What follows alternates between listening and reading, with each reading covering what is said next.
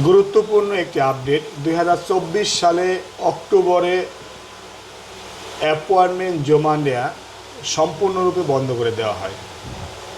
তবে ওই সময় অনেকে ইমেলের মাধ্যমে অ্যাপয়েন্টমেন্টের জন্য আবেদন করে অ্যাপয়েন্টমেন্ট পায়।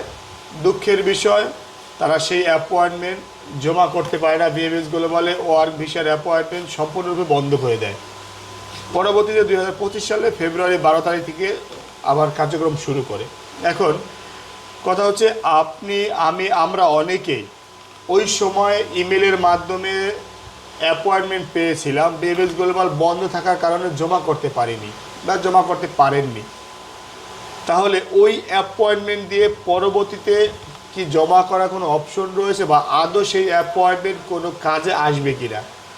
দেখেন, 23 এবং 24 সালের সমস্ত নলস্থায়ী সাসপেন্ডেড করে দেওয়া হয়েছে, ব্লক করে রাখা হয়েছে। যারা পুনরায় মালিকের ডকুমেন্ট রিসাবমিট করার মাধ্যমে এস ব্লক করেছে বা রিইস্যু করেছে বা সুই আপডেট করেছে, তারা নতুন করে আবার অ্যাপয়েন্টমেন্ট নিয়ে অ্যাপয়েন্টমেন্ট জমা দিচ্ছে।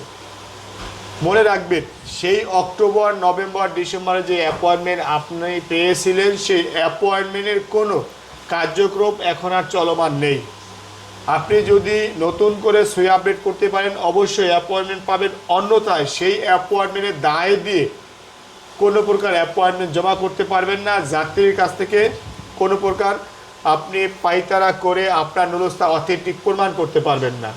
কিছু এজেন্সি আমাকে কল দিয়েছে, কিছু ভুক্তভোগী জানিয়েছে তাদের মধ্যস্থতাকারী, তাদের মাধ্যম তাকে বলেছে 2024 সালে তোমার নুরস্তা ইমেলের মাধ্যমে যাচাই বাছাই করে দেওয়া হয়েছিল, তখন তো নুরস্তা অরিজিনাল ছিল, এখন তুমি জমা দিতে পারো না, ভিসা পাও না, এর দায় ভার তো তোমার।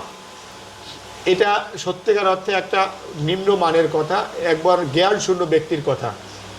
কোনো যাত্রী, কোনো ভুক্তভোগী টাকা দিয়ে নুরস্তা ক্রয় করে নাই। প্রত্যেকটা যাত্রী, প্রত্যেকটা ভুক্তভোগী ইতালি যাওয়ার জন্য, ভিসা পাওয়ার জন্য টাকা দিয়েছিল।